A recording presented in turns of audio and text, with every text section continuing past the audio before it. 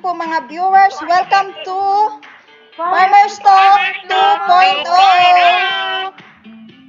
Okay, so ang topic natin today, actually hindi siya exactly topic, but a live Q&A. So, magtanong sa Farmer's Talk, special episode. Yan. Pero bago ang lahat, batiin natin ang ating kasama dito ng happy birthday, Miss Cherry! Thank you very much. Thank you guys. Happy birthday! Thank you. Ayan po, at siya ay pwede nang magpaligaw. Yes, pinayagan ako ng mother ko na pwede na daw Kaya magpaligaw. hindi makakatikim ng handa. Sige, mamaya post ko. Busy na lang. Ayun, happy birthday kay Miss Cheryl.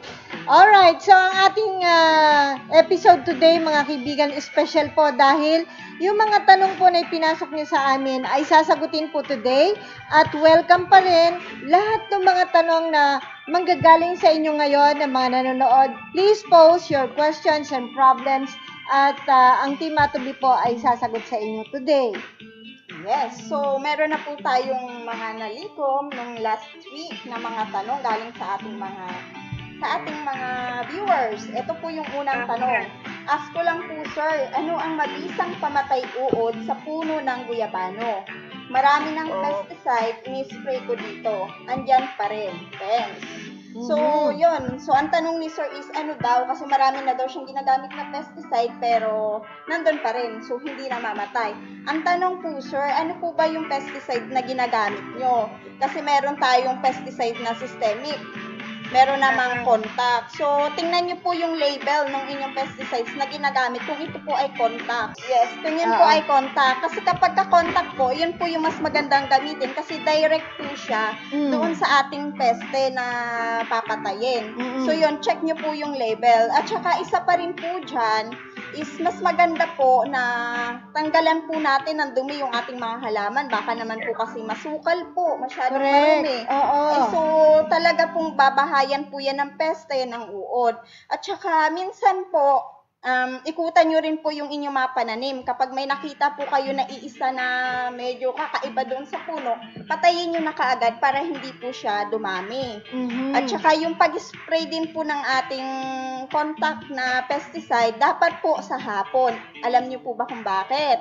Kasi po, kapag kahapon natin in-spray, yung medyo madilim, bukas po yung stomata ng ating halaman. Yung pinakabibig po ng ating halaman. So, kapag in-spray po natin yun at nakabukas, ma-absorb po ng halaman yung ating binigay na pesticide po doon. So, mas madali pong mapatay yung uod na nandoon. Yes, dagdagan natin yan. Kapag bukas ang mga stomata, ay mas na-absorb, lalo na kung ang kanilang pesticide ay systemic, kaya system. Ngayon, pag nabili nyo naman, contact. Kaya sabi nga ni Miss Wing, tama yun, tignan ninyo.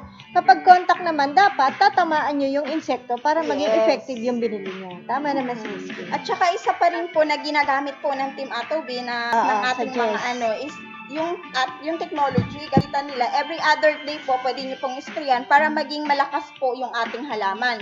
Kasi kapag malakas po yung ating halaman, so yung mga pesticide, yung mga insecticide, yung mga uod na yan, mga peste, so may panlaban po yung ating mga halaman. Correct. Ngayon po, next question tayo. Po, mag-uumpisa pa lang ako magbababoy. Anong magandang design ng kulungan? Halimbawa, mag-uumpisa ako sa 5 biig. Ayan. So, ito, isa lang pong sample, magandang kulungan na pwede niyong i-consider. So, kung mag-uumpisa pa lang po tayo, ito, gumawa po kayo ng kulungan na yung sahig ay semento na nakaklebe. Tapos, paikutin niyo po ito ng mga 3 patong na hollow block. At saka nyo po, kumbaga, bukan nyo ng mga bakal or anumang materyales na pwedeng may tagusan yung hangin sa kulungan. Or pwede po kayong gumamit ng wire. Yung taiputan nyo po ng hagwire yung hollow block para maganda yung ventilasyon ng kulungan nyo. And then, gumamit po kayo ng ipa sa sahig. Lagyan nyo po ng ipa ang sahig para as bedding. So, mga 18 inches po ang kapal nito. Siguruhin nyo lang po na yung ipa na gagamitin nyo o yung pagbibilhan nyo ay bago. Yung wala pong halong bigas para hindi naman pupuntahan ng langgam. So, maglagay din po kayo ng nipple drinkers itong nipple drinkers, lagyan nyo po ng sahuran na may papunta po sa labas yung tubig para hindi naman po mabasa yung ipa. Kumbaga, yung i-disenyo nyo pong painuman, hindi po papatak sa ipa yung tubig na iniinom ng baboy. Saka, wag na rin po kayo maglagay ng paliguan o swallowing pan. Kasi sa experiment po namin, ito pa po kasi yung nagiging sanhi ng kakaroon ng sipon at ubo ng baboy, ng pneumonia. Correct. Kaya mas mabuti pang wala pong palubing pan. At saka yung sa pakainan naman po, mas maganda lagyan nyo ng divider na round bar para hindi nila matapakan o mahigaan yung pakainan. So dapat yung isukat nyo po sa balikat ng biik yung bawat division po ng pakainan ninyo kasi yun, yung tamang sukat lang po sa kanila para kumbaga hindi po sila nag-aagawan sa pagkain. Kumbaga, kapag malalaki na po sila, pwede nyo naman pong alisin na yung mga division na yon ng bawat division na round bar para tama lang sa sukat ng balikat nila. Saka kailangan yung dami ng pakainan, depende po sa bilang ng aalagaan ninyo para maiwasan po natin yung magkaroon ng pagkabansot yung mga aalagaan natin kasi yung iba hindi makasingit pag nag-aagawan. So, ayun po. So, ilan lang po ito dun sa mga, pwede nyo pong i-consider o gawing guide para sa itatayo nyo pong kulungan. Oo, tsaka sana, rekomendasyon din ng Team Matobi na iwasan natin hanggat mare gumawa ng mga wallowing pan. Yes. Oo, kasi lalo lang may pinamamahayan yung bakterya. Kaya tataka kayo minsan nagtatae, may pneumonia din dahil higa sa basa. Hanggat mare, tuyo po ang hinihigan. Yes, Ayun next po. Bakit po pala yung pugo, kanina po basa ang ipot? 38 days na sila, normal lang po ba yun? Iyon, normally kasi, pag nag-shift tayo ng pagkain, lalo na yung 38 days, ang iitlog na yabangayan yung ating mga pugo. Normal lang po yun. Gawa ng yung pag-shift ng feeds.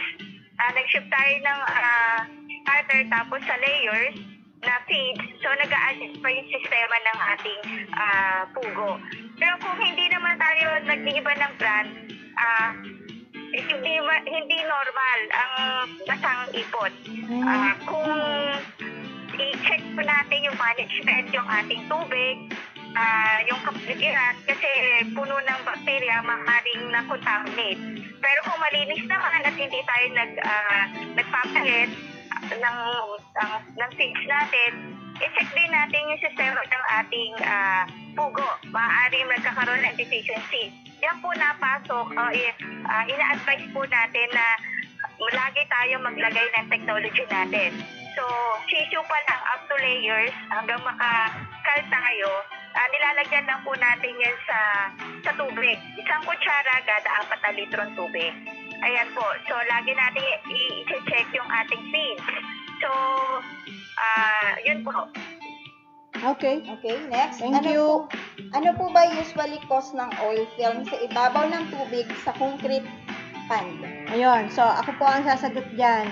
Marami pong posibleng dahilan kung bakit tayo nakakita ng mga parang langis sa ibabaw ng lalo na kung aquarium yan, Yes. kitang-kita mo talaga. Isa dyan ay yung ating filter and pump. Kasi syempre, pag ginawa yan, para tumakbo yan, merong langis-langis yan. So, mas maganda kung hugasan muna natin yan bago tayo magpasok dyan. Or, kapag nakita nyo, dahil normally meron yan sa loob, at saka yung ginawa ng mga manufacturer, talagang kailangan may langis yan. So, tanggalin nyo na lang sa ibabaw. May tissue o yung mga parang paper towel, pwede ho ninyong padaanan sa ibabaw, then kakapit na yon. Pangalawa, pwede din hong yung feeds na kinakain nila. Kasi yung feeds po ay, yan merong oil, di ba? May fats, Miss Ana. Ayan, isa rin po yan. Pangalawa, pangatlo, yun po namang kamay natin.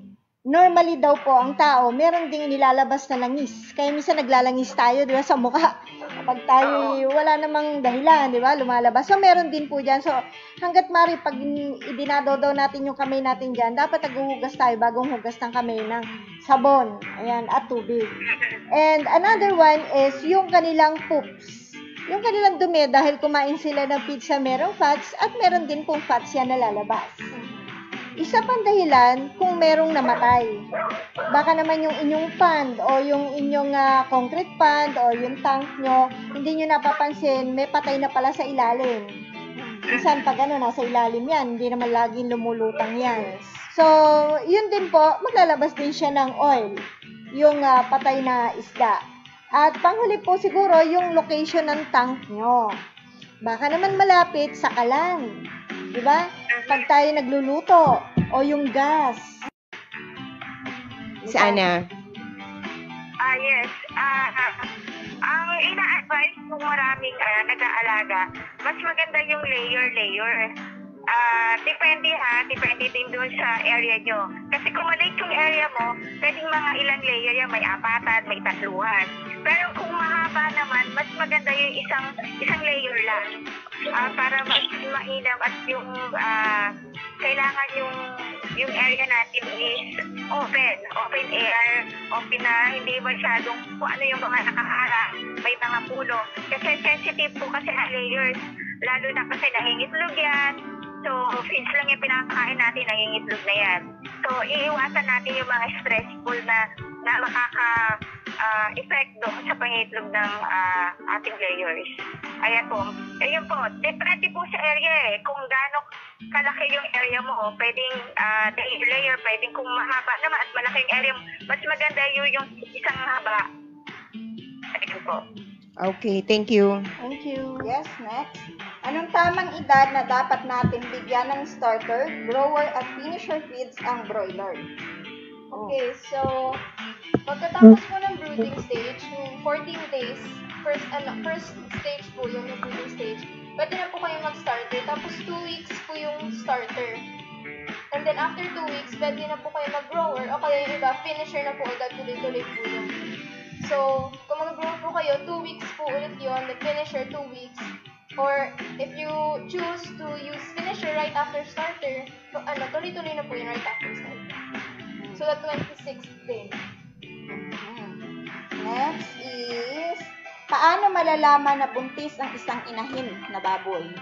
So, ako po sasagot. Okay dyan. And then, so meron po tayong mapapansin dun sa ating mga inahin kapag ka nabuntis na. Una po dyan, kapag ka naglandi na siya kapag ka naglandi na siya at napakastahan na natin, mapapansin natin ng 17 to 24 days ay hindi na po siya naglandi. So, ibig sabihin is buntis na po siya. Then, after po nun, mapapansin nyo, medyo malakas po siya kumain. At tahimik yung ating mga alagang inahin. At unti-unti nyong makikita, medyo lumalaki po yung kanilang tiyan at lumalawit. Yun po. So, yun po yung mga dapat nating tingnan sa ating mga inahing baboy kung sila po ay buntis na. Kung nakita niyo po yung mga sign na yon, so una doon, kapag napakasahan mo na ng first at hindi na naglandi, so ibig sabihin, buntis na siya, 17 to 24 days. Then kapag nakita niyo na yung ibang mga sign na nabanggit ko po, yun ibig sabihin, buntis po yung inyong inahin na baboy. Sa mga tweed, kapag siya ay may discharge, na kung titignan naman ng mga expert ay talagang yung parang naagasan, within that period na sinabi mo, Yes. hindi siya buntis. Hindi. So, intay ulit tayo ng ilang days. So, mapapansin natin, magre-repeat ulit yung ating mga inahin. May mga sign naman yan May makikita ka naman sign pagka yan ay hindi buntis talaga. Oo. So, a few weeks lang, 1 week lang more or less, makikita nyo na agad yan kung buntis o hindi yung inyong inahin. Oo. Una dyan na mapapansin nyo kapag ka hindi buntis at yung medyo yung aligaga yung ating inahin, yung parang naghahanap ng barako, Oo. magalaw yun. Then kapag ka tinuunan natin is gumagalaw siya. Yun po. The next question, pwede bang isabay ang atobi itunaw sa mga herbicide, fungicide at saka insecticide? And yung atobi po, nakadesign po yun na palakasin yung cells ng mga tanim natin para kahit ano man yung ma-absorb nilang chemical, mga harmful compounds, bacteria, ano pa man, lason, o heavy metals, ay mailalabas yun ng tanim para maging malinis, healthy at safe ng kainin natin mga tao. Kaya hindi po natin pwedeng isabay na ihalo yung A2B sa mga herbicide, insecticide, at fungicide kasi kokontrolin lang ng A2B yung epekto ng mga ito. Kasi mawawalan lang ng bisa kasi pag pinagsabay silang itunaw. At mapapansin naman po natin kapag gumamit po tayo ng A2B, ng technology, kasi since nagagawa na po ng A2B na i-detox sa cellular level yung anumang nakakasama sa tanim, hindi na rin po natin kailangan gumastos pa sa mga insecticide. So ayun po, hindi po natin siya pwedeng ipagsabay at tunawin po. Okay, next. First timer po ako, 6 na po baboy, lahat po sila nagtatae. Ano po pwede gawin kasi yung isa hindi na kumakain ng maayos? Salamat po. Ang karaniwang problema sa ating farm, lalo doon sa mga biik. Iba, nagbibigay nila ng gamot, kahit nagbigay sila ng nagturo sila, gano'n pa rin, nagtatay pa rin. Sa practice kasi ng Team A2B, ang ginagawa natin dyan, nagtutunaw lang po tayo ng 1 kutsarang A2B sa 1 cup na tubig. O yung gagamitin po natin, yung cup ng rice cooker. O mga ilang ml lang po yan. So, concentrated po yung gagawin natin doon sa A2B. So, ang ating dosage po dyan, gamitan po natin ng syringe na calibration is 5 to 10 ml. Punuin po natin yun, lalo na kung severe cases yung ating nararanasan sa pagtatae. 10 ml po ang ibigay natin sa mga biik kada 4 na oras. So, yun po ang ating ipapainom. Yan po, sa karanasan natin, wala pa 24 hours na natitigil na yung pagtatay. Pero hindi naman po lahat. Pero kung natigil na yung iba, after 24 hours, ituloy-tuloy lang po natin yung pagpapainom ng 10 ml kada 4 na oras na mixture na A2B plus yung script. Okay. Meron lang akong idugtong dun sa sinabi ni Miss Rachel kanina dun tungkol sa paggamit ng A2B at saka herbicide. Yes. So once na nakapag-apply na po kayo ng herbicide, na spray nyo na sa inyong mga halaman, pwede nyo po siyang sundan ng A2B para ma-full yung efficacy or yung purpose ng kanyang herbicide, kung ano man yung purpose niya doon sa halaman, A2B will push it para ma-take effect or para ma-utilize mabuti lahat kung ano yung good effect ng herbicide para doon sa inyong halaman. So, pwede nyo pong gamitin yun after po ninyo mag-spray ng herbicide. Okay, next. Sa pag-aalaga ng hito, kung necessary ba lagyan ng filter o filtration system? Sa hito po, siguro tank yan, ano? Kung ganyang mga tank ay hindi na po kailangan. Kasi ang tanong yan, necessary ba na filtration po, filtration? Hindi, sa amin pong palagay ay hindi na po kailangan. Pero yung aeration, maganda po yun na magamit ninyo, na magkaroon. Kasi sa filtration, lalo na kung naka-technology naman kayo, kung ang tubig nyo ay halos, kumbaga, nagkakaroon po kasi ng mga good bacteria no, kapag yung mga nagdi-decay na sobrang pakain na gusto nyo i-filter, at saka yung mga poops, nagkakaroon ng bacteria dyan para ma-convert yan.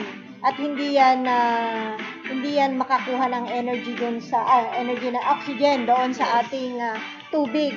So, kung meron kayong technology, nakakatulong po yan para i-maintain yung magandang quality ng tubig kasi yung hydrogen sulfide na dapat maalis doon sa tubig ay nano-neutralize ng technology. So, kung may technology po ang inyong tubig dyan sa inyong alagang hito, hindi na kailangan ng filtration. But yung pump, yung aerator, mas maganda ho meron yun. Okay.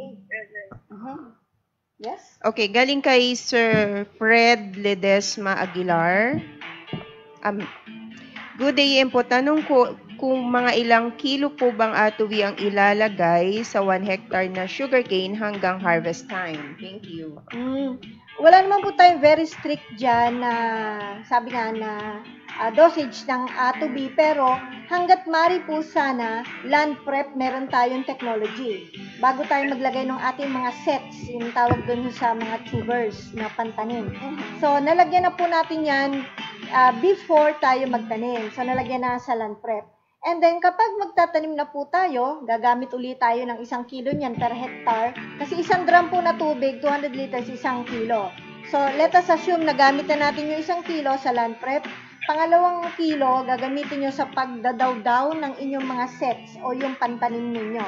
So, pag dinawdaw nyo po yan, huwag nyo itapon yung pinagsawsawan o pinagbabaran na kahit mga 10 minutes lang nakababad o 15 minutes yung ating mga sets. Yung pinagbabaran pong tubig na may technology, pandilig nyo po yan kapag nagsimula na pong magsibol. Hindi naman masisira yan eh. Pag sumibol na, lumabas na doon sa lupa yung unang sibol ng mga ano yan. Doon, pwede nyo gamitin pandilig. So, that's 2 kilos na. Ngayon po, dahil matagal po ang ating pagpapalaki ng tubo, sugarcane, hanggat mari po pinapayo namin sa inyo na hanggat mari sana every 2 months maglagay kayo. Wag na mawawala ang A2B kapag maglalagay kayo ng abono. So, dapat before mag-abono, naglagay kayo ng A2B. Yun lang po ang payo natin. So, nakasalalay po sa dami ng abono ninyo, yung dami ng gagamitin ninyo. Ito, medyo mahaba itong tanong ni Sir Mark Beldad. Ask ko lang po regarding sa during pagbubuntis ng mga alagang hayop tulad ng baka, baboy, kambing, kabayo, kalabaw, tupa, rabbit na mag-apply gamit ng A2B sa pagkain po nila. Then, after ng kanilang panganganak, pwede din bang apply din gamit A2B technology? Paano ang mga anak po nila? Anong edad pwede applyan ng A2B? Salamat. Ana? Miss Ana? Nawala yata si Miss Ana. Narinig mo, Miss Ana? Yes. Oh, sorry. Sorry po. Kasi binabasa ko rin din na nasa dulo. Ito po, sa lahat po ng mga nabanggit ni Sir na hayop, pwede po sa rabbit. Sa rabbit, pwede kasi natin i-apply ang A2B sa tubig. Kasi maliliit kasi yung sulat. Ito, ganito po. So, in overall naman, ang A2B pwede natin ilagay sa tubig lahat. Ayan, sa baka, sa tupa. Ang dosage lang po natin, 1 kutsara kada 4 na litrong tubig. Yan po yung dosage. Ano po, standard po yan. Pero sa baboy po, may kanya-kanyang dosage po ang A2B. Starting sa bieg, sa barako, sa inahin, may mga dosage po tayong ibinibigay. As advice po natin, sa page po natin nilalagay pag sa baboy ang gagamitan po ng A2B.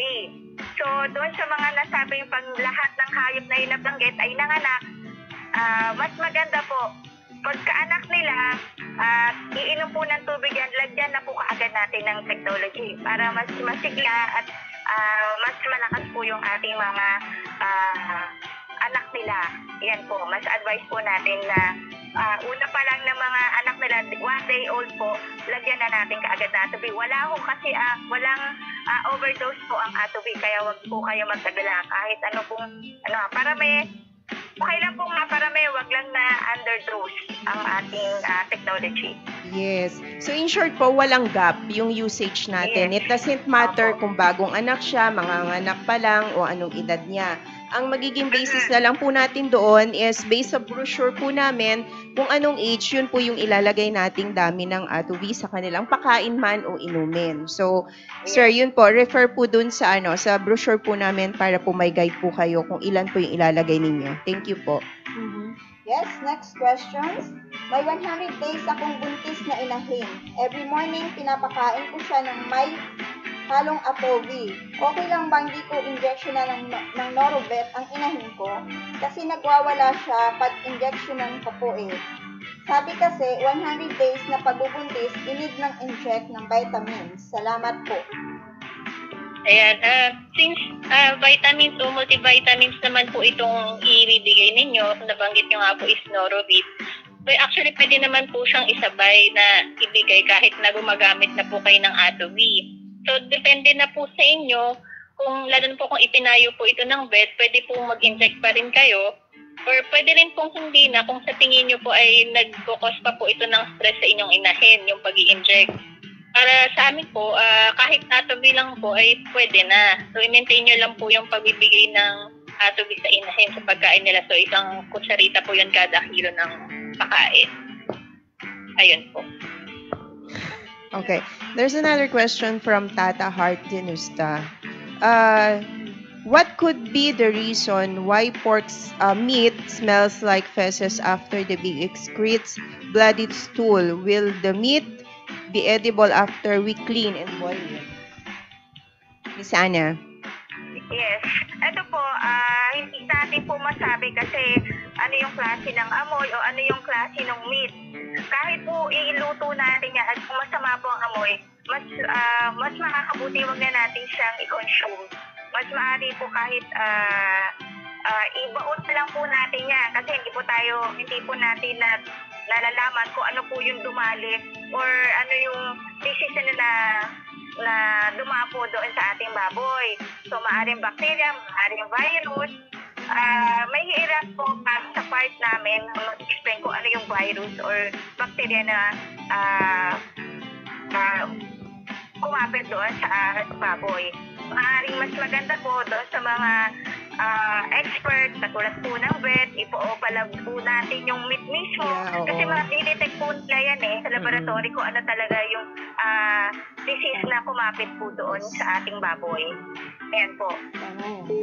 Okay. Tama yun. Okay, next. Correct. Ito, karamihan, maraming nagtatanong dito sa atin. Kung fertilizer po ba ang atobi? Hindi po fertilizer ang atobi. Ang fertilizer po kasi, it supplements nutrients to the plants. Vitamins. Food po ng plants ang fertilizer. Ang ginagawa po ng atobi is sinapower up niya po yung mitochondrial cells ng mga plants, ng soil, and whatnot. Tapos, ang ginagawa po, pagka-power up ng mitochondria, kinukuha niya po lahat ng inputs ng fertilizer as well. Kasi nga po, yun po yung nilalagay niya doon. So, yun po yung inputs niya. So, kinukuha niya po yung mga inputs, ina-absorb ng cell, tapos ni-utilize niya to the need ng buong plant. So, yun po. So, ang job po ng atobi is it absorbs and utilizes your inputs, which is the fertilizer rin po. Next is good morning po. Tanong ko po kung ilang kilo na feeds ang ipinapakain sa tilapia na 5K piraso at ang timbang na 30 grams. Yan po. So, sa atin po, ang ina-advise ng ating mga sa mga Bureau of Fisheries, mga aquaculturists, mga ganyan po, is kumukuha sila base doon sa timbang po ng ating tilapia, kung ilan yung timbang niya, tapos minumultiply by kung ilang piraso. Then, yung percent po, kung 10%, kapag maliliit pa lang yung ating tilapia is 10%, then after 6 months, is doon tayo naglo-lower ng 8%. Yun po yung ginagawa po nila. Para makuha po natin yung average daily gain na ipapakain natin doon sa, yung feeding intake na ipapakain po natin doon sa ating mga tilapia. So, sa amin po, sa Team Atobi, for example po doon sa nabanggit ko, is 450 grams ang kakainin nung 50K na yon sa bawat pagpapakain nyo.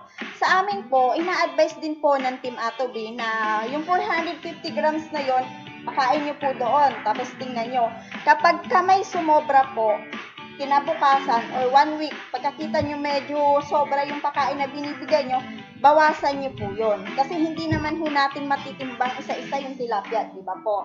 So, bawasan po ninyo yon. Kung medyo sa tingin nyo ay kulang, magdagdag po tayo. So, makikita naman po natin yon sa ating mga alagang hayop kung kulang or sobra po yung pinapakain natin. So, tayo po mismo na mag-aalaga, mag-observe po tayo doon sa ating mga tilapia. Then, bawas minus na lang po, ay add at saka minus na lang po yung ating gawin. Para makatipid din po tayo at hindi rin masayang po yung ibibigay natin sa kanila. Ayun, konting pa rin, additional to that, kailangan po, pag magpapakain po tayo, pare-parehong oras. Kung sa umaga, nagpapakain tayo ng alas 6, the following day hanggang sa makaharvest, sa umaga, alas 6. Yes. Pagdating ng hapon, kung alas 5 ng hapon, alas 5 po ng hapon. Kasi doon po natin madikite kung sobra or nagkukulang yung pakain natin. Yes. Kasi nasanay na yung mga isda na ganong oras sila kakain. Yes po. Ayan po. Ayan. Good day. From Virgilio Ferrancol. Good day yun po. Ano po ang mas maganda na flooring? Lupa po o semento ang ilalim ng housing ng kambing?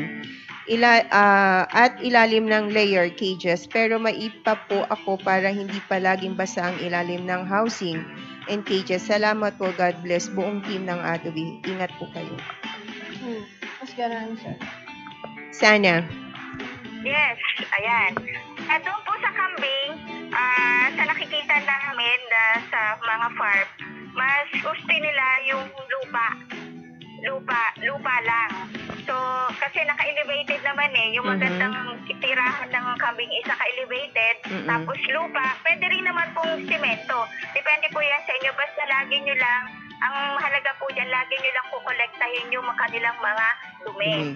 Para hindi masyadong mamesilado kung ang ating alaga is maintenance po ng atuwi at ating pong lukumin o lagi nating kukuhanin. Doon naman po sa layer, mas advice po talaga na may simento tapos lalagyan natin iba. Kung bakit nababasag, i-check po natin yung material natin. Baka naman may link kaya hindi naman nanggagaling yung basa sa dumi, kundi mismo sa pagpatak ng tubig.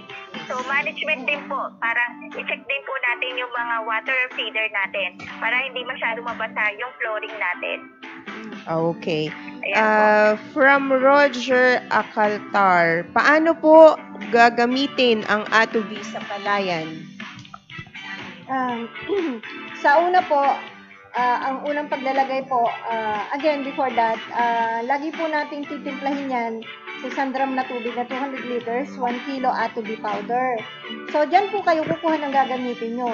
Sa 1 hektarya po, unang gagamitan natin na maubos yung 1 drum ng tubig na merong atubi ay land prep. Most especially po sa leveling stage, yung pinapatag nyo na po na may konting tubig. So, doon mag-spray po kayo ng atubi. And then, next po is yung binhi natin, sa halip na ibabad po natin yan sa irigasyon, ay ibabad natin sa drum ng tubig na meron pong atubi. Pero sundin nyo pa rin yung procedure po ninyo, kanya-kanya yan sa bawat probinsya, ng pagbababad at pagkukulog.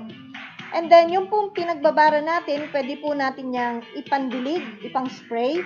Either sa punlaan, kung kayo nagpupunla, araw-araw po nyo gagawin yan every tuwing hapon po. Opo. Or, kung kayo po direct seeding, ay kapag nagsimula na po yung early tillering period, yung nagsusuwi na po, no? Ay pwede na nyong gamitin yung pinagbabara nyo. Ngayon, kapag naubos na po yung tinimpla ninyo sa drum, magtimpla uli kayo. Yan na pong gagamitin nyo tuwing at least 3 days man lang to 1 week before application ng pataba. So, mag-a-apply kayo ng atubi bago po ang abono. Yes. Ako, Miss Ani, isang pahabol na tanong dyan regarding din sa palay. Good day, Team Atobi. Pag nag-direct plant po ng palay sa farm, pwede pa po bang pahabol Atobi technology kahit hindi na umpisahan sa preparation with technology? Thanks for the help. Opo, pwede naman po. Yan naman pong ating technology ay meron pa rin makikita kayong nagagawang mabuti. Ano ho? Kumbaga, magiging productive pa rin ang inyong rice production. So, basta ho, ano lang, sabi nga ni Miss Ana, walang overdose yan. So, kahit nga mag-apply kayo ngayon, tapos mag-apply kayo uli next week, ay mas matindi ho talaga ang ire-resulta niyan. So, mas naglalaman po ang ating mga butil ng palay, iwas tulyapis, and then siksik. So, mas mabigat po ang gramo ng mga butil ng palay na ginamitan ng technology kaysa sa hindi. Tested na po yan sa iba't ibang mga user natin sa palayan. Yes, next. Good day, pwede po bang ipainom ang Atobi sa broiler na 25 days na at namamaga ang tuhod na parang tubig? Thanks. Yes po, pwede po kayo ng mga atobi, painom dito. Ipainom. Yes, Yes, po. ipainom. Pwede po. Most probably po, ang cause ng pamamaga ng tuhod na parang tubig po ng inyong broiler is because of a nutritional deficiency. So, it's better po talaga na magpainom po kayo ng Atrovit din sa broiler nyo para po yung mga pinapakain nyo po sa broiler nyo, pinapainom po, magamit po ng mga cells para po makabuild ng mga kailangan sa katawan ng broiler, katulad ng collagen, gano'n. Sa makatwid, yung sinasabi nila na nagkakaroon ng pamamaga at saka na may po. tubig-tubig ba? Yes po. Ay Na sabi parang niya, tubig. nutrient deficiency. Deficiency. Sabihin, hindi niya napapakinabangan yung sustansya doon sa kinakain niya. So, ipinapayo ni Miss Ali, tama naman yon, maglagay kayo ng technology para ma-utilize. Yes. Yun. At least natututo tayo pare-pareho po, ano, na yun ang dahilan pala, nutritional deficiency. Yes, next. Sa pakain sa 45 days, pag sinabing starter feeds, kahit anong brand, pwede po ba ipakain sa manok? Yes. Ang sagot po dyan, yes po. Pero, tingnan po na natin or itanong po natin sa ating mga tindahan kung ating bibilihin ng manok. Kasi, may iba-ibang brand, pero may mga starter feeds din na pinapakain sa mga layer chicken. So, iba po yun. Basta ang sasabihin nyo lang, starter feeds na pakain po sa broiler o patabaing manok. Kasi magkakaiba po yun. Meron naman di ba kasi mga first timer, basta starter feeds ay bibili na. Kasi may starter feeds din po para sa mga baboy. Basta sabihin nyo lang po pang broiler feeds po. Ayan. Yes. Next question. Meron bang solution or chemical na ginagamit para sa tilapia pans to clean pans? Yan, sa amin po, sa Team Atobi, ang ina-advise po namin, sa umpisa pa lang po ng inyong pag-prepare ng inyong pans, is gamitan na po natin ng technology. Bakit po? Dahil po yung mga beneficial bacteria po na meron po doon sa pans natin, sa pand natin, ay pinapalakas po yun ng technology. So kapag napalakas nyo na po yung mga beneficial bacteria, yung mga chemical formulation chain po na meron doon sa ating pans is natulad po ng toxin, mga hydrogen sulfide, mga harmful compounds, mga heavy metals. So tatanggalin po yun ng Atobi. Aayusin po yun ng Atobi. So, kapag napalakas na po natin yung ating mga beneficial bacteria, so yung mga bad bacteria naman yung papatayin niya. So, kapag napatay na po yun, nagkakaroon na po tayo ng lablab, nagkakabuhay po yung ating mga lablab. So, yung planktons po natin. So, may pagkain na yung ating mga isda. So, kapag ano na po yun, so mapapansin nyo po, na yun, unti-unti pong tumataas yung dissolved oxygen po na meron dun sa ating water. Then mapapansin niyo po, wala kayong makikitang mga kulay black po doon or mga dumi-dumi. At kapag nilagyan niyo na po, kapag may nakita na kayong berde po doon o sa ating pan, pwede niyo na pong ilagay yung inyong mga fingerlings po. Yan po. Okay, there's a question from Tata Hartinusta. Will there be a plans on transporting 1.5 hog budget feeds to Visayas area like your Atobi truck to Pangasinan cargo fees area? So expensive already.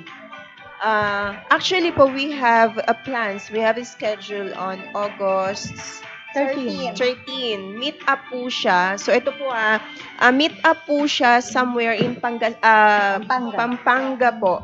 Naka-announce po yun sa Facebook namin. Magmi-meet up po doon para po yung mga may plano po na bumili o mag-avail po ng product ng Atobi. Hindi lang po siya sa 1:5.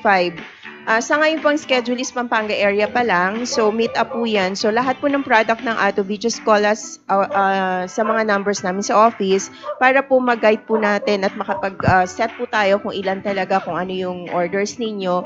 Para po sa isang meet up na yon, we will take time po para po maayos natin yung scheduling natin. For Visayas area po, unfortunately, wala pa po. Okay, pero we have pwede po tayo magpadala through Capex. That's why he's asking nga kasi, sabi niya, a little bit expensive through cargo. Yes, we understand that po. Sa ngayon kasi, yun pa lang po talaga ang way of transporting our product. So, para sa ngayon po, medyo talagang gawa-gawa tayo ng paraan pagdating sa bagay na yan. So, yung Team Atobi po, yun po yung napag-decide ng office namin na we're going to have a meet-up on August 13 po.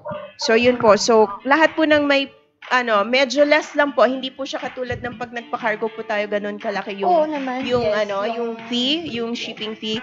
Hindi po siya magiging ganun kalaki. But definitely there's a fee, pero hindi po siya malaki. Yun po yung i-assure namin sa inyo. Okay? There's another question from Dino Galano. Good morning, Team Atobi. Pwede po ba gamitin ng Atobi sa talong para dito lapitan ng aphids at uod? Ang Atobi po ay pwede natin gamitin sa lahat po ng uri ng pananim. And that includes talong. Ang talong po naman ay maganda ho na nabibigyan nyo kasi ng sapat na abono. Para po may sarili din siyang lakas na ipangtataboy ng insekto. Kasi kapag medyo kinulang siya sa pagkain, wala siyang lakas. Parang tao din po yan, So, kailangan ang immune system niya ay mataas para makapaglabas siya ng ethylene na chemical sa kanyang katawan na nagtataboy ng mga insekto at nagiging matibay siya sa sakit. Ngayon po, ang technology natin ng Atobi, nakakatulong po yan para yung sustansya na kinakain ninyo ay mapakinabangan ng inyong tanim para talagang ma-convert sa energy na siyang kailangan niya for its physiological development also. So, gamitin po ninyo mga at least 3 days or 1 week before application ng fertilizer. Okay. Ito yung kay Roger Acalar na, Acalar, pahabol tanong Team Atobi, pwede po ba maglagay ng pesticides at insecticides sa Atobi bago i-spray sa palay? Kagaya po ng sinabi namin kanina, unahin nyo muna po yung mga insecticides. Pesticides ninyo po na i-apply bago po kayo mag-spray or mag-apply ng Atobi sa inyong halamanan or palayan. So, hindi ho pwedeng pagsabayin. Yes, opo. Kasi malinaw po yun. Hindi pwedeng pagsabayin. Kasi sa ating sakahan, ang iniisip talaga ng ating mga kasama dyan is one time na trabahuhan. Pero ito naman po, kung susundin nyo yung ating protocol, makikinabang po kayo ng gusto sa inyong production. Yes po. Next. Good AM, tanong ko lang po kung ano ang significance ng pag-spray ng Atobi sa tanim na gulay o palay. Hindi po ba advisable ng 5 ng umaga? Okay, significance muna. Gaya po na nabanggit ng ating kasama si Miss Ali, ang kahalagahan po ng Atobi sa ating mga panim kay palayan o anumang major crops and vegetables is unang-una po is nakakatulong siya para sa utilization ng sustansya na nakukuha niya mula sa pagkain na binibigay nyo, mga fertilizer, at sa mga sustansya na kukuha ng halaman sa hangin at sa lupa, yung mga soil nutrients. So, kung wala pong technology, medyo mahina po ang kakayahan ng ating tanim na makuha yung mga available nutrients sa lupa, hangin, at sa binibigay natin. So, nakakatulong siya. So, pag nakuha po ng tanim yan, definitely makikita nyo sa paglaki niya at sa pamumunga niya kung siya fruiting vegetables. Ngayon po naman, yung pag-i-spray ng 5 o'clock, yes po. Okay. Bakit po hanggat mari? Pwede naman yun yung 5 a.m. Kaya lang po, tandaan po natin, meron pong katulad ng lahat ng linalang ng na tao at hayop, pati ang halaman may biological clock. May oras. Alam din po nila yung araw at gabi. By light and temperature, nalalaman nila ang araw na yan, at saka gabi na yan. Okay. Ang halaman po kasi merong transpiration na tinatawag na kapag araw ho kasi hindi nila binubuka ng masyado ang kanilang hindi nila ginagamit masyado ang kanilang energy kapag araw, lalo na sa atin sa Pilipinas dahil mainit. Kailangan magreserba sila. So sa bandang hapon, pahapon na at paggabi, inilalabas sila lahat ng yan. So mas nakabuka ang kanilang stomata para din magkaroon po ng transpiration and respiration, of course. Ang respiration nagaganap po sa tanim umaga at hapon at gabi. Pero sa gabi, ay mas ginagawa po nila yung respiration because sa araw, sila po ay photosynthesis ang ginagawa nila, pagluluto ng pagkain. Sa paggabi na ho, o kaya late afternoon na siyang pinapayo namin i-apply ang Atobi, mas magagamit. Kasi ho, sa hapon or late afternoon hanggang gabi, doon na po ikinakalat, idinidistribute ang niluto nilang pagkain. So, sa physiological development process nila, kailangan higit sa lahat ang Atobi kasi kapag sa araw na nagluluto sila, kinukuha nila yung light energy. So, i-convert nila yan into sugar, into chemical energy. So, kailangan nila ang Atobi sa prosesong ito para mapakinabangan ng tanim yung niluto nila na pagkain. So, makikita nyo lalaki yan because sa tulong ng technology, makakalika po yung chemical energy. Magagawa po yan, mangyayari po yan during that period sa tulong ng technology. So, yung ATP, which is a chemical na nagagamit to convert yung sugar na kinuha nila, niluluto nila yan para pagkain. So, dun ho may papel ang Atobi, kaya medyo late afternoon paggabi natin, mas magandang gamitin. Kasi doon ang energy kailangan higit sa lahat ng halaman para makuha niya lahat ng sustansya na yan. So again, utilization of nutrients. And that's when, sa bandang hapon at paggabi nila, ginagamit yan. So Atobi comes in para po magamit nila. Okay? Ang ganda ng sagot na sa akin. Oo, sige, magtanim na tayo. Oo, ang ganda ng Joke. sagot na sa akin. Eto, sige, basahin ko muna yung kay Ma'am Janzel Come. Okay, Come. Come. Okay.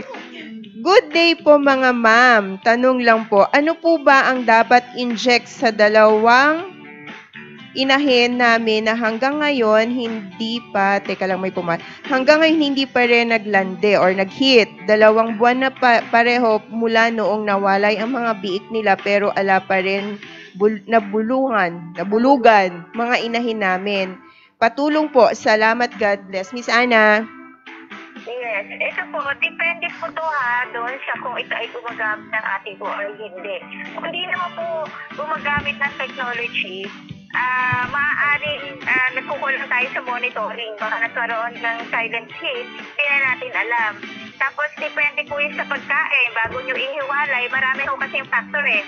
Kasi baka bago ihiwalay natin yung ating mga nasa stage pa rin tayo ng lactating feed. Kasi mataba yung ating baboy or sobrang payat naman po. So, depende po, kailangan malaman po natin kung ano yung naging katawan ng ating baboy o sistema ng papapakain natin.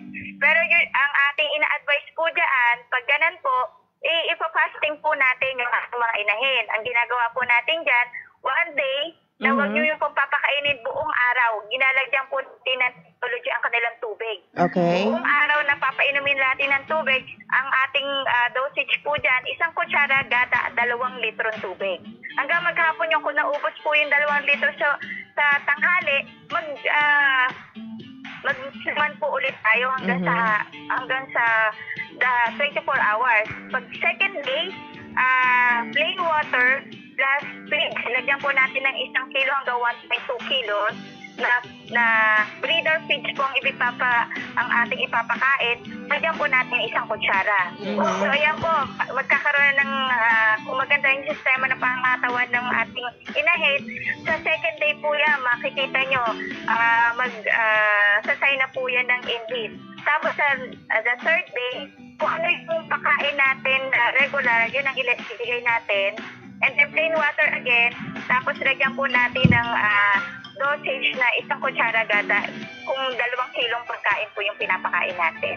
Ayan po. Ayun. So, ma'am, sana nakuhanin niyo yung procedure na pwede nating gawin para agad tayo, makapag-hit agad yung ating inahin. Sayang po yung panahon. Yes po. Yes, next. Good eve po, ma'am, sir. Saan po makakabili ng product mo? Ano po ang tinatawag na 1:5? Ang cattle ko po kasi ay payat, mahinang kumain, tansya ko baka merong bulate, vitamin deficiency. Ano pong mabuti kong gawin para tumaba? Sinubukan ko pong pakainin ng feeds, ngunit ayaw po niyang kainin.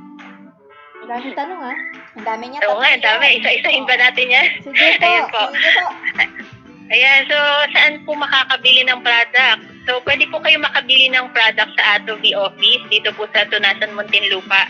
At kung malayo naman po kayo, pwede rin po kayo mag-order sa amin. Pinapadala po yan via LTC. And kung depende po sa location nyo, kung saan po kayo, pwede rin po namin i-check kung may mga resellers po na malapit po sa inyong area.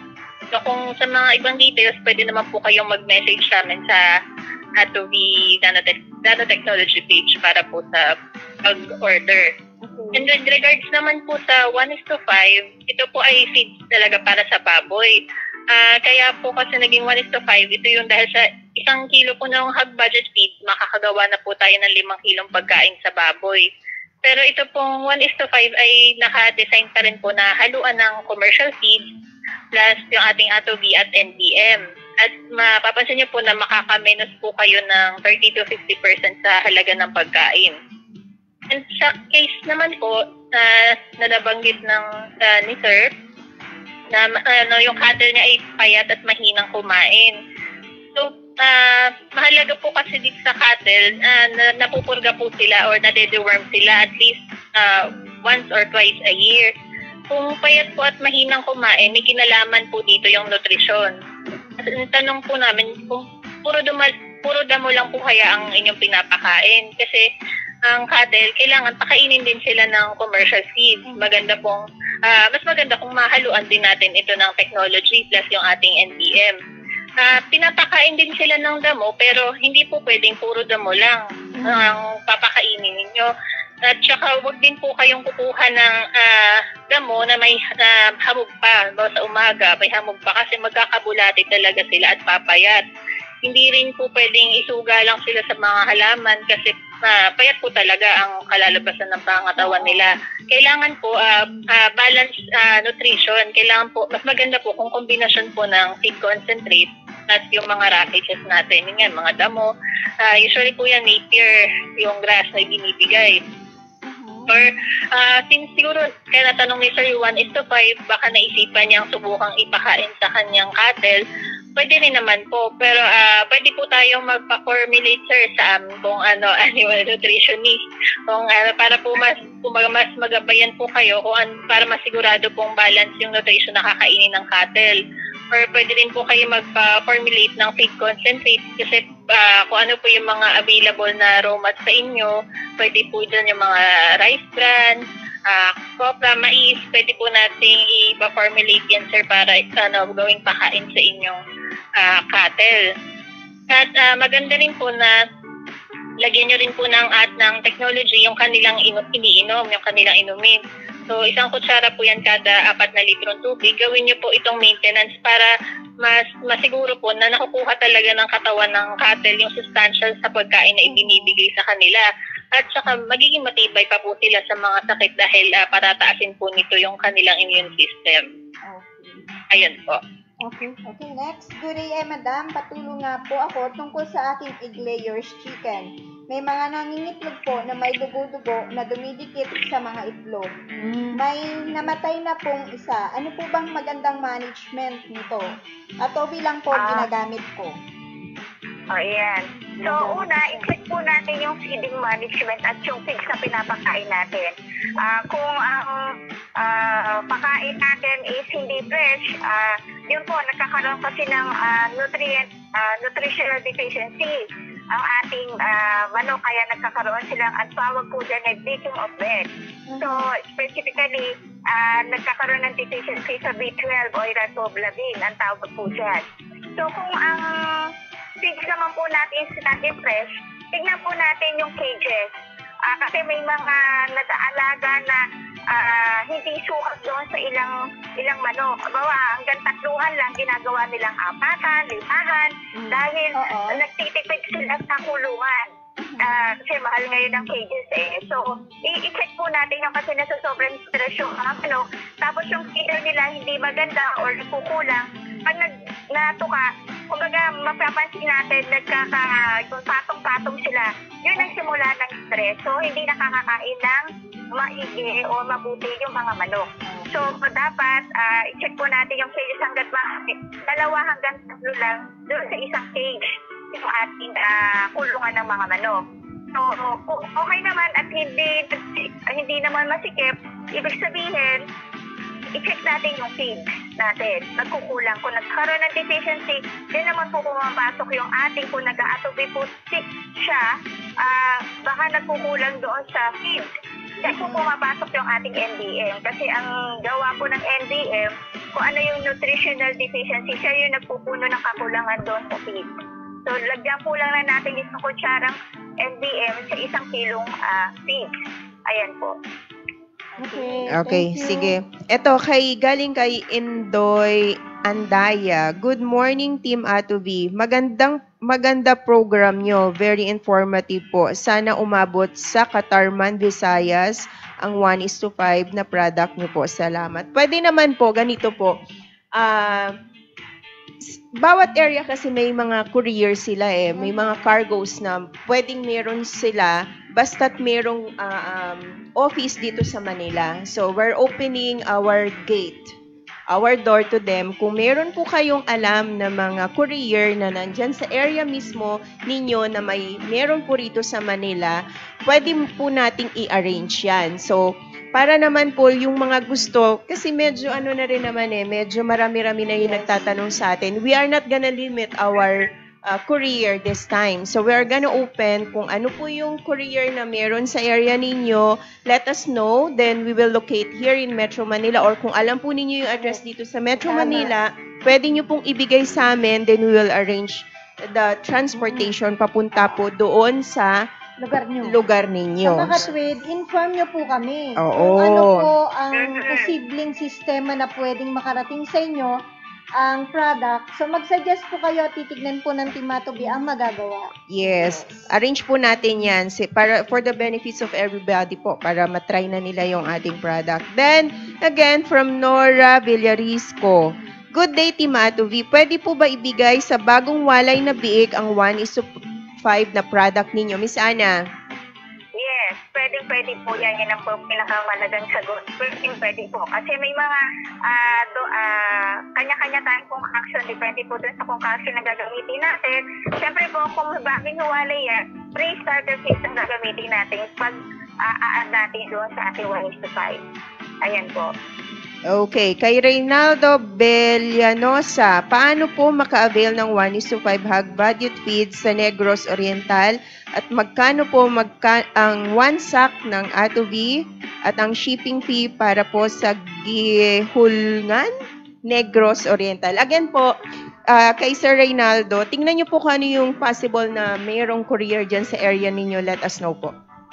Salamat po at interested po kayo. Yes.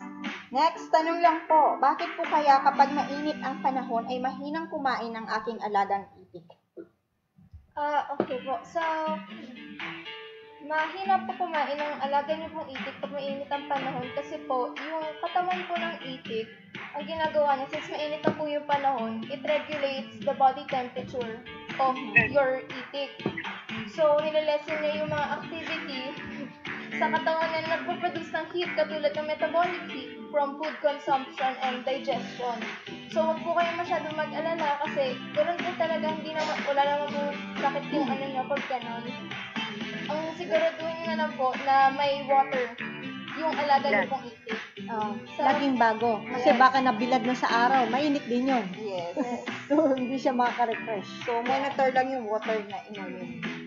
So, sa food, wag po kayo masyadong mag-alala kasi ganun po talaga ginagawa ng katawan ng itik as well as us rin po. Parang ganun rin po sa tao. So, water na po. Very important. Kung may po pa naman. Ayan. Yung NDM, pwede naman ding ihalo natin sa pagkain. Para yung sustansyang nagkukulang sa katawan, maibigay po ng NDM. Yes. Yes, next. Ano po yung lumalabas sa puwerta ng inahin ko? Kakapanganak lang po niya kahapon. Baboy ba yun? Hindi po. Ganito po. So, yung lumalabas po sa puwerta, yan. Kung nakikita nyo, nagkakaroon po siya ng buwa o kaya po ay prolapse. Yan. So, ang advice po, ang ginagawa po ng Team Atovi is para po maibalik sa loob yung ating buwa o yung prolapse na lumabas sa Yung buwa ng baboy. sa Hindi ating buwa. sa puwerta ng baboy ay haluan po natin yung kanilang pagkain. Sa 1 kilo po, maglahalo po kayo ng 2 kutsarang atobi. Tapos sa inumin po, ay maglagay po kayo ng 10 grams sa kanilang inumin. So, within 12 hours, makikita nyo po, unti-unti pong lumiliit yung kanilang buwa. Yung laman na lumalabas sa kanila. Then, maobserbahan nyo, 1 week po is pumapasok na po yun. Pagdating po ng 2 weeks, halos normal na po yung puwerta ng inyong alagang baboy. Wala na po yung prolapse na nandoon. Wala na pong buwa. So, yun po. Yung birthday girl natin, yung mga terms niya, no? Buwa natin. Yung birthday girl, kumbaga yung terms niya, hindi siya filtered. Kumbaga, common terms na ginagamit po yan ng mga natin, ng mga farmers. So, don't mind the term, just understand lang. Yes po. So, ang pinag-uusapan naman natin is hayop. So, medyo na po sa atin yun. Understood na po yun. Hayop yung ating pinag-uusapan. So, minsan kasi ang nangyayari, yung mga buwa, titignan nyo, baka naman puwerta, pwede naman, Yes. yung uterine, rectum, rectum, o yung pinakatumbong ng baboy, Yes. bituka, lumalabas. Oo. Yun. So, kasi minsan nagkakaroon ng ganyan, lalo na kapag matagal nagkakaroon kasi ng weakening yung muscles or yung mga organs ng ating baboy is humihina, nagiging weak. So, lalo na kapag matagal nang nanganganak yung ating baboy, so much better na gamitan po natin ng technology kasi nga mas nakakatulong po siya para yung mga muscles, yung mga cells is maayos po ng technology. Ayun. Para kapag nanganak is hindi po tayo magkaroon ng problema like buwa. Okay. Isa sa mga expertise yan ng Atobi yung kanya strengthening the tissues of the animals. Yes. Next, bakit paglabas ng baby, ulit po. Bakit paglabas ng baby na kambing parang premature at namatay sila after 2 days? Ayan. Ibig sabihin, nagkakaroon ng nutritional deficiency again. So, tingnan po natin yung management bago yung stages ng pagbubuntis ng kambing. Nabibigyan ba natin ng tamang pagkain? Nabibigyan ba natin ng tamang tubig? Binibigay pa natin mga damo sapat para sa kakayanan na pagbuo ng kambing sa kanilang loob ng tiyan. So, dapat po, pangalagaan natin, parang tao lang din yan So, bigyan natin ng tamang sustansya, tamang vitamins, mineral, at saka yung mahalaga po after 3, kasi 5 months bago manganak po yung ating kambing. After, sa 3 months po, magkaroon po tayo ng pagpupurga sa ating mga kambing. Kasi, yung mga parasite na yan, siya yung, di ba, malakas kumain yung kambing, imbis sa katawan o pumupunta sa mga kiddos doon, sa laman, yung fetus, para magkaroon ng magandang organs, yung development ng kanilang pangangatawan, napupunta lang doon sa mga parasite. So, dyan lang po, kung nagpupurga naman tayo, dyan po tumutulong yung technology. Kasi, kahit nagpupurga tayo, ang ginagawa ng technology is para masaid yung mga parasite na hindi nakuha ng mga dewormers na ginagamit natin. Ayan po. Tapos, yun nga, laging nutritional deficiency yan. So, bigyan natin ng magandang sustansya. So, bigyan natin ng quality feeds yung ating mga alagang kambing. Okay. Sige. Daming tanong, Then, po, ano po Yes, gagawin oo. ko? 1 week pa lang nawalay ang biik, nagsusuka at nagtatay. 1 week pa lang po nawalay. Walay na. Mm-mm. Okay. Paluin natin. Paluin natin. Joke lang. Marami po kasi pwedeng dahilan. Isa po dyan, stress. At yung stress na yan, napakadami din. Pwedeng stress dahil nawala yung nanay niya, sa tabi niya. Pwede din namang stress dahil sa may abrupt shifting ng feeds kayo na ginawa.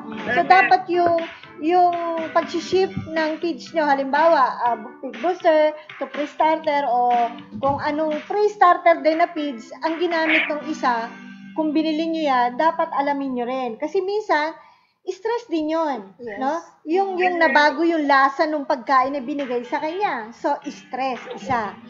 Pangalawa po is, pwedeng ang dahilan po is bacteria. Yung bacteria po, kasi nasanay tayo minsan, laging basa ang sahig. Minsan marumi pa. Oo. So, kailangan po laging tuyo kasi nakakahimod sila ng bakterya doon sa sahig na basa o marumi. So hanggat mari po, panatilihin nating tuyo gaya ng pinapay ng ating mga bet. Yun, tuyo ang sahig. At kung meron kayong wallowing pond, hanggat mari sana, wala na lang po, ano. At isa pang may papayo natin, kung may technology po kayo laging naka-maintenance doon sa feeds ng ating biik, makakaasa kayo na kakayanin niya lahat ng mga sakit na ito, mas mataas ang resistensya niya kasi na-utilize niya yung pagkain, yung sustansya ng pagkain. At the same time, may protection siya laban sa mga bakterya nito na pwede niyang i-detox. Okay, this one is from, eto maganda, masarap siyang basahin. Galing kay Mark Beldad.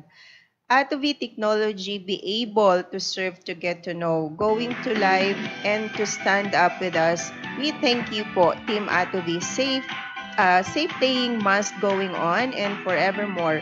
Pagsikapan po namin maging sa parte ng Mindanawan ang Atovi technology ay mas makilala pa po. Thank Sir, you. salamat. Thank you. We are doing our best din naman na to serve people, yung mga members ng aming page, yung aming friends sa Facebook. Yung problema po ay tinutulungan or kumbaga nagtutulungan ng bawat isa para ma-solve. So, yun po yung best na pwede naming i-offer sa ating mga FB, sabi nga nila. So, yun po. Yes, sir. Next, nanganak na po minsan ang inahin ko. Pero bakit ngayon patay lahat ng anak? Ano po ang nangyayari? Pwede po ba uli itong magbuntis? Mga mummified and stillbirth. Ayan, kasi marami pong factors na pwedeng naging sanhi yung bakit namatayan ng mga biik yung inahin pagkapanganak. Sa ganitong case kasi maaring ito ay stillborn or yung mummified na tinatawag o yung mga luno. Kasi mahalaga na may proper or may recording tayo lalo na sa panahon ng pagbubuntis ng inahin. Alamin natin, nagkasakit ba yung inahin or nagkaroon ba siya ng mataas na lagnat habang nagbubuntis? O baka naman nagkaroon tayo ng pagbabago sa pagpapakain doon sa inahin. Or pwede rin baka nasobrahan yung pagpapakain natin. Kasi kapag nag-overfeeding kasi tayo, especially doon sa unang buwan ng kanilang pagbubuntis, ayun, nagkakaroon sila ng metabolic heat. Or ito yung habang naglulusaw ng pagkain yung baboy, nagkakaroon ng sobrang init ng katawan nila. Then, naluluto ngayon yung mga fetus. Kasi kapag sobra-sobra yung amount ng energy na ating ipapakain, natutunaw yung mga biik sa loob ng tiyan na inahin. O kaya naman, hindi nagiging fully develop yung katawan ng mga biik. Or pwedeng hindi pare-pareho yung size ng biik. Kasi kung merong mas malaking biik sa loob, at hindi sila kasya, naiipit nila ngayon yung mas liliit at namamatay. Kasi normally, sa unang buwan ng pagbubuntis ng inahin, usually pinapakain sa mga 2 kilo. Or pagdating sa pangalawang buwan, magdadaglag lang tayo ng kaunti, mga 2 to 2.5 kilos yung pakain. Dahil kapag malapit naman na silang mga anak, babawasan na dapat natin yung pakain sa kanila or idadiet na talaga natin sila hanggang sa tubig na lang ibibigay kapag manganak na sila.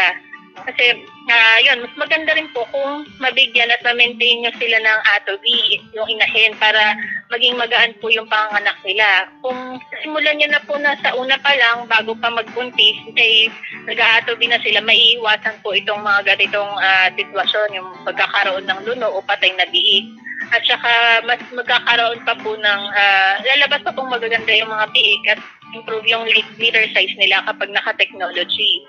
So, lagi lang po tayong maghalo ng atobi sa kanilang feed. So, isang kutsaritang atobi kada kilo ng pakain.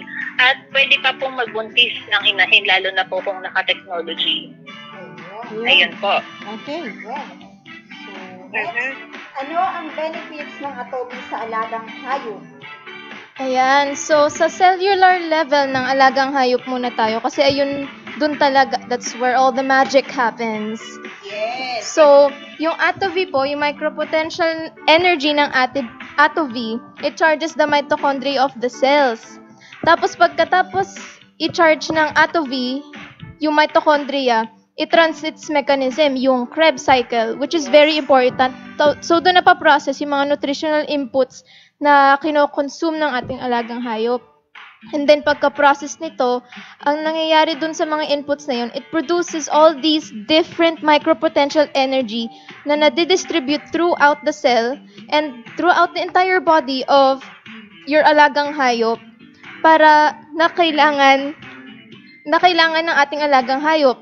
So, mas efficient, mas productive yung mga organelles ng cells natin, pati po yung organs. Kasi, pag nadidistribute po tong energy na to, ang nangyayari, yung mga kailangan na energy ng cells natin, hindi naman po isang klase lang yung cells sa katawan ng alagang hayop. So, yung mga iba-ibang cells, may iba-iba rin silang needs. So, yung mga needs na yon nabibigay po pag gagamitan natin yung ATOV. So, na-utilize yung mga pinapakain natin sa alagang hayop. So, ang nangyayari po dito, na-enhance yung immune system, yung antibodies, digestive system, tapos nare-regenerate rin po yung cells sa buong katawan, sa liver, mga different organs, lungs, kidney, heart, everything. So, ngayon po, parang machine lang po. Pag nagka-electricity na po, tapos nag-run po yung machine, yung mechanism, yung inputs po, convert po into outputs na kailangan po natin at ng alagang hayop. So, mas effective po siya, mas efficient. So, ang nangyari po, parang ganun rin po pag binibigyan natin ng ATOV. So, parang ayun yung electricity. Like that. So, ang nangyayari po, pag binigyan natin ng ATOV yung ating alagang hayop, yun nga po, na-enhance yung immune system. So, mas matibay siya sa mga sakit, sa mga viruses. Kaya po yung mga ATOV users natin na gumagamit ng ATOV pag may outbreak ng virus, ganun, ayun po yung pinakamatibay. Ayun po yung nagsusurvive talaga. Kasi nagtitake po sila ng ATOV. At saka po, mas mabilis po sila mag-grow. Kasi po, na-utilize nga po lahat ng inputs. Tapos na-expel lahat ng mga hindi kailangan, yung mga bad things in the body ng alagang hayop na kailangan talaga i-expel. Or else there will be sickness or what do you call this? Like there will be something parang there will be something wrong with the whole system. Magkakasakit yung hayop. So, ayun po. So, ayun. Nine-expel rin po ng ATOV yun. Also, since yung mga farmers, yung mga nag-aalaga, okay na po yung mga yung mga alagang hayop nyo, higher profitability for you all. Also, yung meat quality rin po, superior. And improvement talaga sa feed conversion and feed intake. And yung manure po, since po na-utilize nga po yung inputs, yung manure, less ammonia, environmentally friendly, and you can use it directly as organic fertilizer. So, kung may mga pananim po kayo, pwede nyo po gamitin yung dumi ng alaga nyong hayop. So, yun po. So, actually, there's so much more. Oo, some lang po yun. Some. Okay. So, again, ito kay Sir Reynaldo Villanosa. We have tried ATOV before and proven and tested na po namin sa mga dogs namin, no bad smells talaga sa body nila. And for now, we want to use for the other animals in our province and share to the community the effectivity ng ATOV technology. Salamat, sir. I've texted you already, message you already dun sa tanong ni sir kung magkano yung babayaran. I message you already, sir. Thank you. Then, sabi ni Nora Villaresco, salamat po Team ATOV sa mga dagdag kaalaman. Thank you also. Thank you po. Basta po may tanong kayo, kahit ngayon, mag-post po kayo ng inyong mga problems, questions, and of course, you can also inspire others by sharing your experiences and knowledge. No? Pwede kayo mag-post sa amin pong sa Facebook group na Lato, Miss Ali. Yes, LATO stands for Livestock Agri-Aqua Troubleshooters Organization. So, everyone is welcome to join. Search nyo lang po yung Livestock Agri-Aqua Troubleshooters Organization. And join group lang po. Just press the button that says join group and you're joined. It's very easy. Opo. Yes. Sa mga gusto pong magtanong din po at mag-message lang po kayo sa numbers po ng ATOV Technology. Sa Globe po, 0917-540-8887. Smart po, 0939-917-2886. At pwede rin po kayo mag-message po dito po sa aming page, ATOV Nanotechnology. Lahat po ng merong order, Pampanga area at yung madadaanan po along the way, pwede hong ayusin yan. So, kailangan po hanggat maaga po makipag-unawaan kayo sa office. So, makipag-usap po kayo sa amin para po makasama yung inyong order dyan po sa venue na SM San Fernando, Gapan, Olongapo Road. Kasi marami Yes. pong SM sa San Fernando. Yes. So, ito po yung malapit sa expressway, yung Gapan, Olongapo Road, SM. Alright, may tanong pa? Sabi ni Ma'am Nora Villoresco, need pa po ba gumamit ng finisher feeds I'm using Atobi? Finishing feed sa baboy. Sa baboy po ba, ma'am? Yes, sa baboy. Kasi sa baboy po yung tinanong niya kanina. Okay. Miss Ana?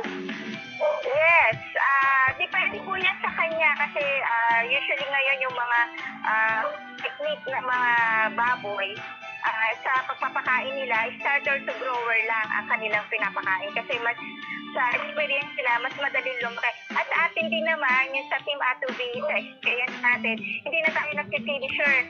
Hanggang sa maka-harvest, grower na lang, starter to grower na lang. Pero si ma'am, is depende po sa kanya, pwede naman po siyang gumamit ng finisher.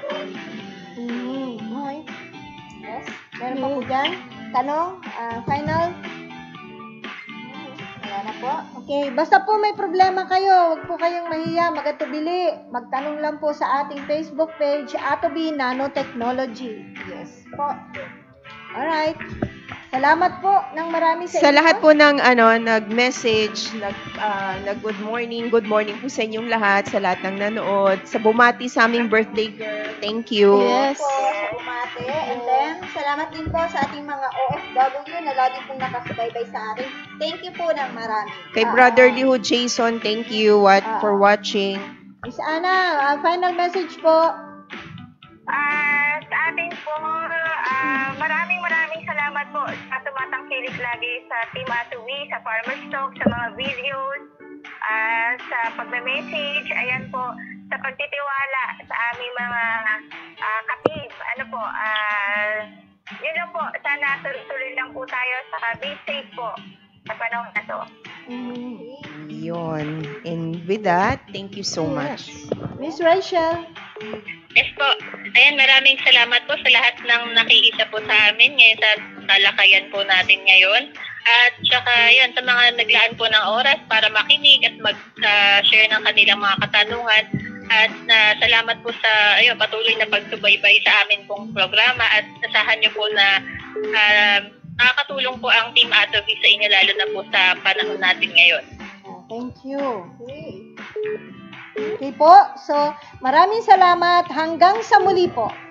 Always remember, Team Atobi will continue to educate Share! And inspire others! Bye-bye!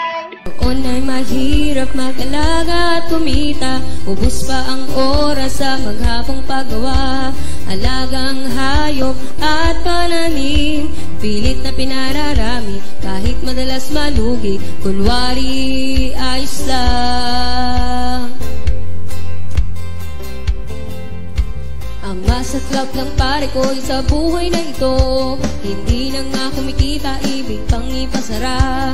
Kami mabaho raw, maingay at malangaw, sumbong ng kapitbahay na nagtungo sa barangay.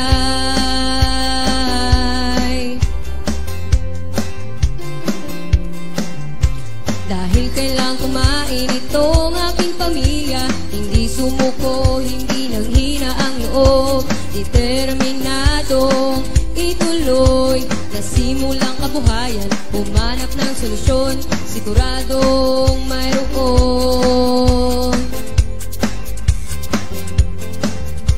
Tanong dito, tanong noon, ako'y hilong talilong na, pati internet pinagot sa katatanong, hanggang sa matuntun mga nagsiyasenso. Tanong ko sa kanila, paanong ginawa nyo? Oh, oh,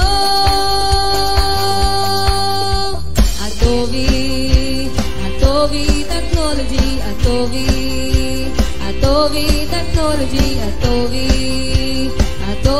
Technology, Atovi Technology, Atovi Technology, Atovi Technology. Ngayon ay totoong kumikita na ako, wala nang